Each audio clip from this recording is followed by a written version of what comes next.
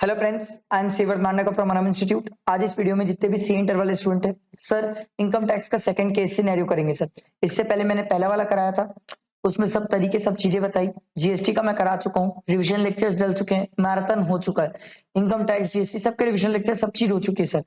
Telegram में मैंने एक पीडीएफ फाइल शेयर करी है, वो बहुत जबरदस्त चीज है, आप उसको जाके देख लो। बेहतरीन है सर, सब चीज एक जगह है उसमें पीडीएफ में। टाइम वेस्ट नहीं करते, केस सिनेरियो सॉल्व करते सर, क्योंकि बहुत सारे इनकम टैक्स के केस सिनेरियोस। ठीक है, चलो सर, मैंने आपको पहले भी तरीका बताया था पढ़ने का। Let's start with that way only. Based on the fact of the case scenario given above, मेरी एक रिक्वेस्ट है आपसे, प्लीज लाइक जरूर करना सर, क्योंकि इससे मुझे भी मोटिवेशन मिलता है।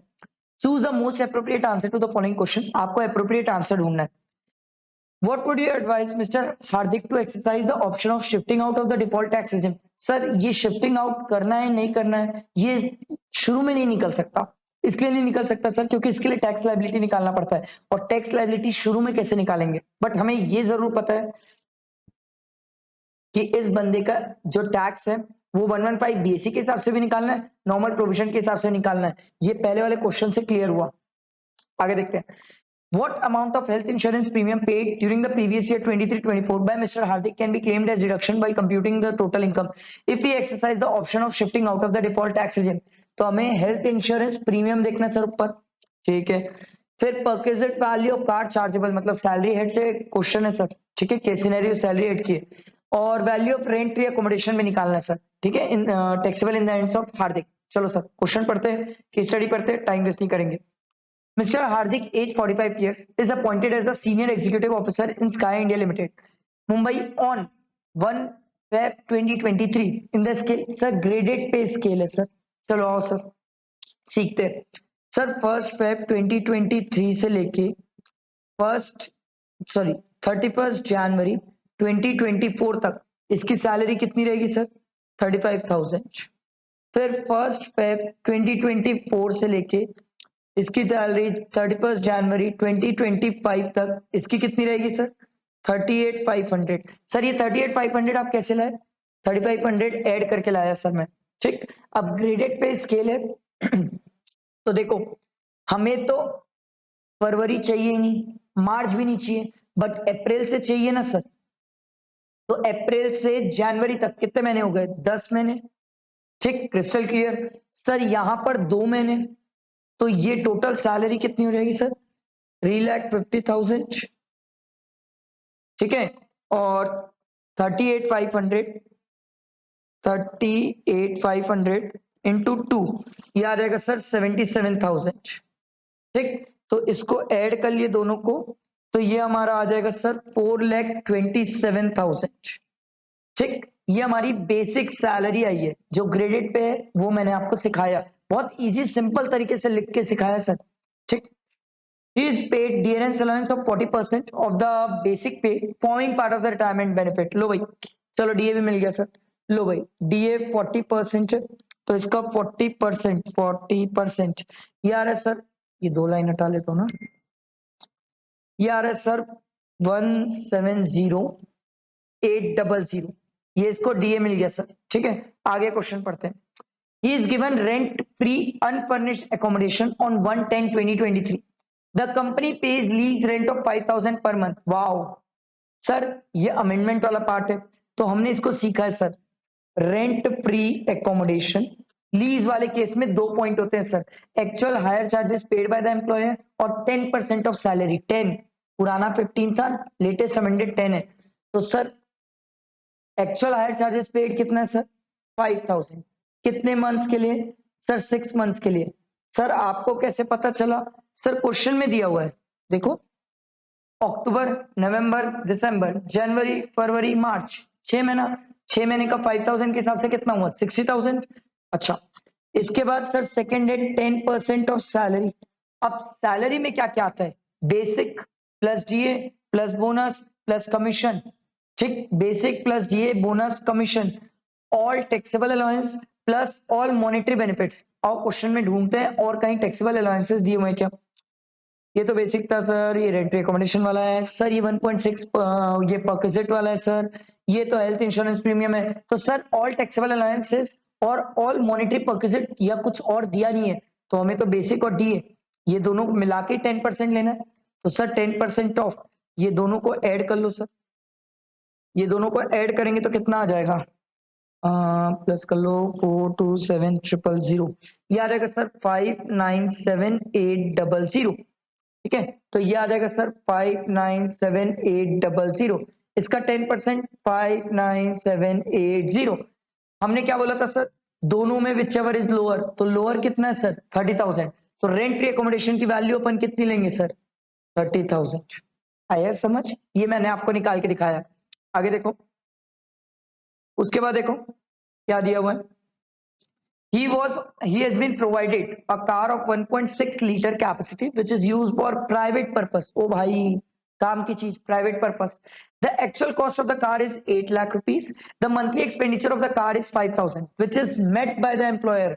car is owned by the employer। Car employer की है, खर्चा एम्प्लॉयर कर रहा है, तो हमने क्या बोला था sir, actual expenditure incurred plus shopper का, ड्राइवर का तो कुछ दिख नहीं रहा है sir, plus sir 10% of the cost of the car, ठीक है, नॉर्मल वेयर एंड टीयर का, लेस अगर कुछ एम्प्लॉय से रिकवर हो जाए, वैसा कुछ तो दिख नहीं रहा है सर, एम्प्लॉयर ने खर्चा किया। चलो कार का लिख लेते हैं यहाँ बाजू में सर, यहाँ लिख लेते हैं, क्वेश्चन का पार्ट में लिख लेते हैं सर। कार में ना एम्प्लॉयर ने खर्चा किया 5,000 रुपए पर मंथ, तो 12 से मल्टीप्लाई किया तो 60,000, एक ही आ गया सर। और दूसरा actual cost of the car कितना है 8 लाख, 8 लाख का 10%, 8 लाख का 10% कितना हो जाएगा सर 80,000, तो ये टोटल कितना हो जाएगा सर 1,40,000। और भाई कार का भी लिख लेते सर 1,40,000। और कुछ बचा देखते हैं, he pays a lump sum, 5 minute, he pays a lump sum premium of 1,20,000 towards health insurance premium for self and his wife age 43 years and for 48 months on 1/10/2023। Sir current year से 48 months मतलब आगे के 4 साल और ये साल total मिला के कितने हो गए 5 साल, ये कितना पे किया 1,20,000, तो 1,20,000 डिवाइडेड बाय 5, ये करोगे तो कितना आ जाएगा सर 24,000। तो एक तो मिल गया सर, एक आंसर आप जो भूल रहे थे ना सर कि हेल्थ इंश्योरेंस प्रीमियम का कितना होगा सर 24,000, हेल्थ इंश्योरेंस प्रीमियम का था वो मिल गया। परक्विजिट वैल्यू ऑफ कार तो अब भी आप लोगों ने निकाला सर 1,40,000, रेंट्री अकोमोडेशन आपने निकाल लिया 30,000, 3 आंसर तो मिल गए। अब एक ही आंसर है जिसके लिए मेहनत करनी है सर। आगे देखो, he also contribute rupees 1,50,000 towards PPF। PPF में इसने खर्चा कितना किया 1,50,000। Very simple, Hardik want to pay tax under default tax regime, default tax regime में डिडक्शंस नहीं मिलती है, तो पहले तो अपन ग्रॉस टोटल इनकम निकाल लें फिर डिडक्शन की बात करें। ग्रॉस सैलरी देखो सर, ग्रॉस सैलरी में सर ये दो तो ये आ चुका था, ये 30 ऐड कर लेते हैं प्लस 30,000 प्लस 1,40,000, ये आ जाएगा सर 7,67800। ठीक, अब ध्यान से सुनना सर, ये नॉर्मल प्रोविजन के हिसाब से भी है, ठीक है, इसको पी लिख देता हूं नॉर्मल प्रोविजन, और अगर मैं 115 बीएसी लेता हूं तो भी सर ये तो इतना ही रहेगा, कैलकुलेशन में डिफरेंस आगे आएगा सर, माइनस स्टैंडर्ड डिडक्शन 50,000 यहां भी माइनस होगा, 50,000 यहां भी माइनस होगा, तो ये कितना आ जाएगा सर 7,17,800, ये भी आ जाएगा सर, ठीक है, ये भी आ जाएगा सर 7,17,800।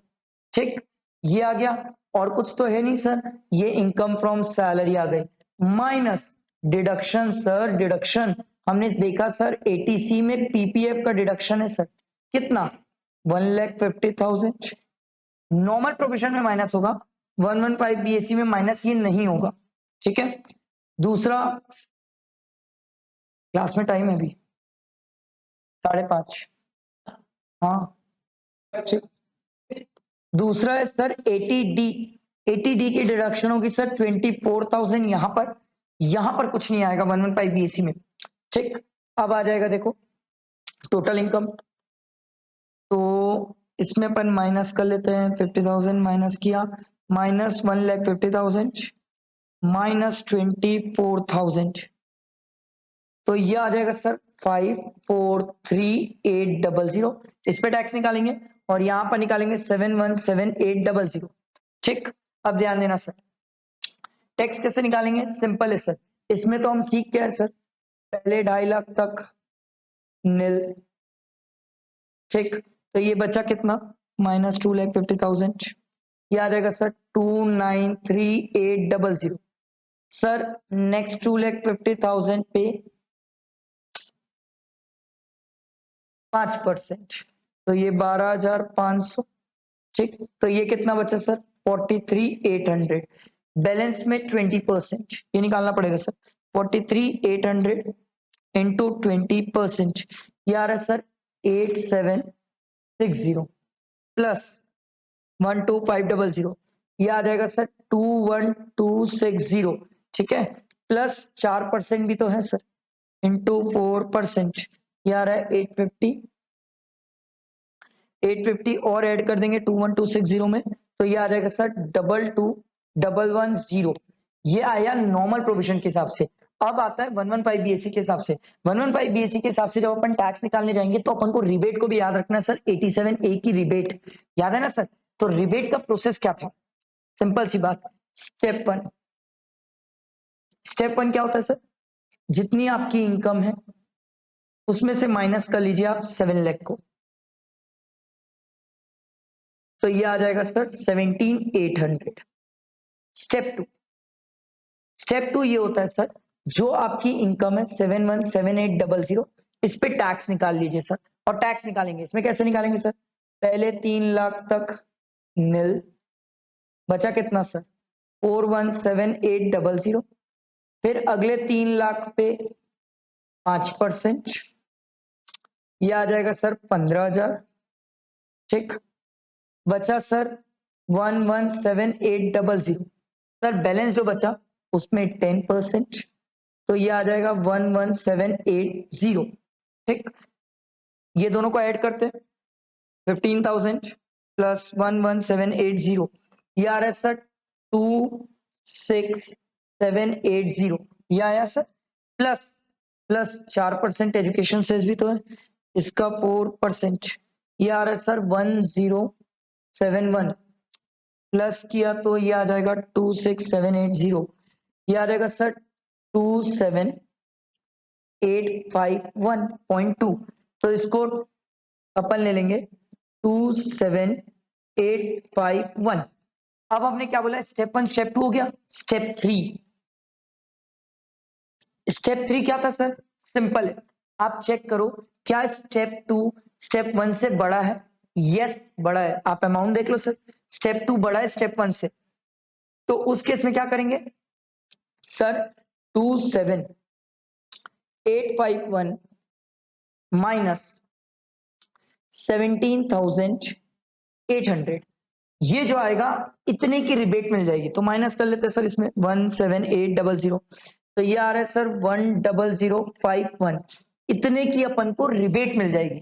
ये समझ आया? तो हमारा टैक्स कितना था सर?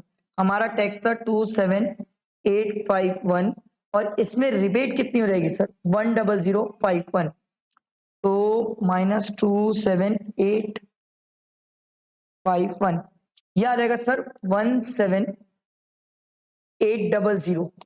आया समझ?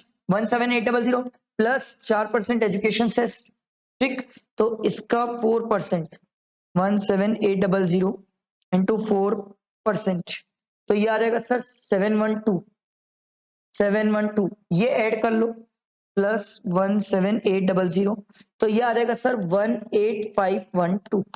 फाइनली आपका टैक्स इतना आ रहा है। तो क्या 115 बीएससी के हिसाब से टैक्स कम है? यस सर, 115 बीएससी के हिसाब से टैक्स है 18,512 और इसके हिसाब से 22,110।